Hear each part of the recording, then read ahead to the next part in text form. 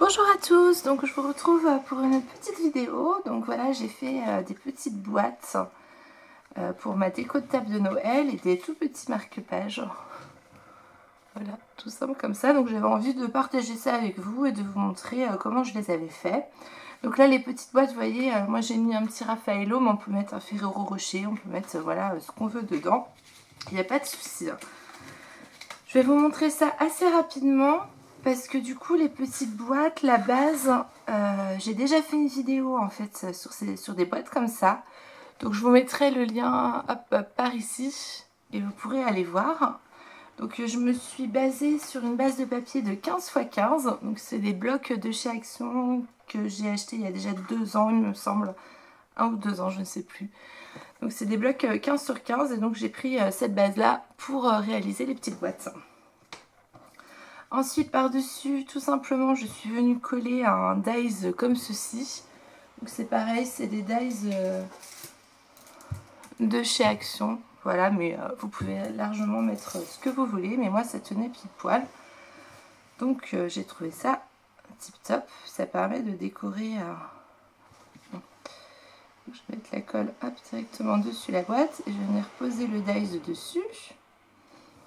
Voilà, donc ce sera vraiment une vidéo très rapide, c'est juste pour vous montrer voilà, ce que j'ai fait et comment vite fait j'ai procédé pour faire mes petites décorations de table. Ensuite j'ai fait des petits nœuds comme ça, donc c'est pareil, c'est un ruban en organza. Pareil, j'avais trouvé ça chez Action il y a déjà 1 ou 2 ans il me semble. Il y avait plusieurs coloris, il y a des gris que j'ai mis comme ceci, vous allez voir. Il y avait du blanc aussi.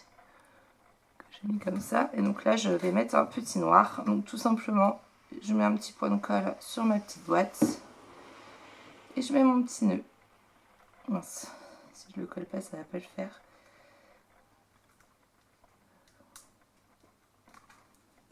J'ai pas mis de colle donc ça peut pas tenir. Voilà, donc c'est vraiment tout simple.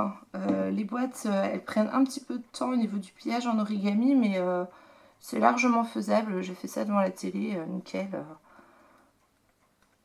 Voilà. Donc le petit nœud, comme ceci. Donc on a l'intérieur de la boîte, en fait j'ai mis le papier décoratif à l'intérieur de la boîte. Et il vient se rabattre par devant et on voit le blanc mais c'est pas gênant. Donc voilà pour mes petites boîtes. Et puis pour mes petits marque-places, donc pareil, pas bien compliqué. J'ai pris un papier blanc de 8 x 8 cm. Donc juste plié en deux pour faire le petit présentoir. Voilà, donc 8 x 8 plié en deux. Ensuite, je ne sais pas si vous allez voir, j'ai pris une chute de papier noir de 3,5 sur 7,5. Ah, si on voit. Que je vais venir coller sur cette façade-là. Tout simplement. Donc en fait, à la base, je voulais pas trop dépenser pour la décoration de Noël. Donc je suis partie sur des chutes de papier que j'avais. Et donc là, des chutes de papier noir, des chutes de ruban, parce que j'utilisais aussi un ruban blanc qui me restait. Enfin vraiment toutes les chutes.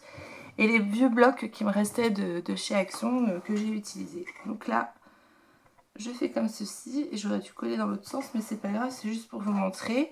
Ensuite, j'ai pris un crayon blanc. Donc moi, c'est un crayon blanc que j'avais acheté à Tout en Colle, il me semble. Mais ça marche aussi avec les crayons comme ceci. Je vais juste vous montrer. C'est pour tester, c'est pas grave.